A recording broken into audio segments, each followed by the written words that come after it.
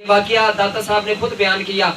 آپ فرماتے ہیں کہ مجھے ایک مرتبہ پریشانی آئی، پہلے بھی اس طرح کی پریشانی جب آئی تھی تو میں نے اس کے حل کرنے کے لیے یوں کیا کہ میں حضرت سیدنا بایزید بستامی رحمۃ اللہ علیہ کے مزار پر گیا تھا۔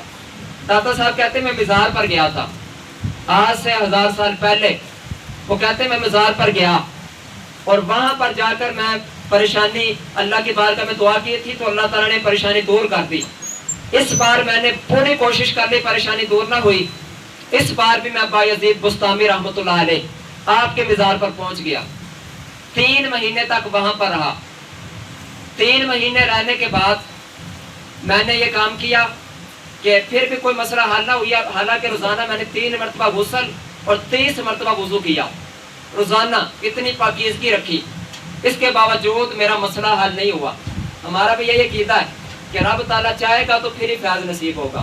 نبی پاک علیہ السلام کا فیض بھی تو ہر کسی کو نہیں نہ ملتا، حضور علیہ السلام کو سارے تو نہیں نہ مان گئے، تو رب تعالیٰ جس کے بارے میں چاہتا ہے تو اس کو ہی کچھ ملتا ہے۔ تو لہٰذا جب رب تعالیٰ کی طرف سے آزمائش آنی ہو تو پھر آزمائش ہی ہوتی ہے۔ ہاں بندہ اپنے اسباب اختیار کرے، رب تعالیٰ چاہے تو بندہ ڈسپرین کی سارا پتہ ہی کھا جائے، سر کا درد نہ جائے، اور اگر چاہے تو دعا کے ساتھ ہی چلا جائے، اگر رب تعالیٰ چاہے تو پہلے گولی کھا لے تو چلا جائے۔ تو مرضی تو رب کی ہے، لیکن ہم نے اسباب اختیار کرنے۔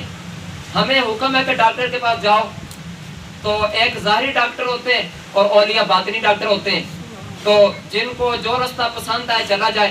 تو داتا صاحب کو جو رستہ پسند آیا آپ نے وہ اختیار کیا، لیکن گویا کہ ہم میں سے کوئی بیمار ہوا تو اس نے گولیوں کو پورا پتہ کھا لیا اور ٹھیک نہیں ہوا۔ اسی طرح داتا صاحب 3 مہینے تک وہاں پر رہے، لیکن آپ کی پریشانی دور نہیں ہوئی، کیونکہ آپ کو کچھ سبق سکھایا جانا تھا۔ کہنے لگے واپس پلٹا، اور میرا ارادہ کہیں اور ہو گیا۔ میں وہاں پر پہنچا، راستے کے اندر رات ہو گئی، مسافر خانہ تھا، وہاں پر مجھے صوفیہ نظر آیا، میں نے سمجھا نیک بندے ہوں گے۔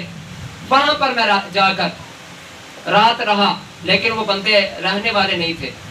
لباس ان کا عمدہ تھا لیکن کام عمدہ نہیں تھے، یعنی ظاہری وہ صوفی بنے ہوئے تھے، باطنی کوئی نہیں تھے، اندر ان کا خالی تھا۔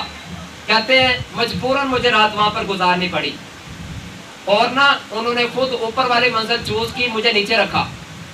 ساتھ میں جب کھانے کا موقع آیا مجھے سوکھی پھپھوند لگی روٹی دی، اور خود ان کے یعنی جو لذیذ کھانے تھے ان کی خوشبو مجھ تک پہنچ رہی تھی، لیکن مجھے کچھ نہیں دیا۔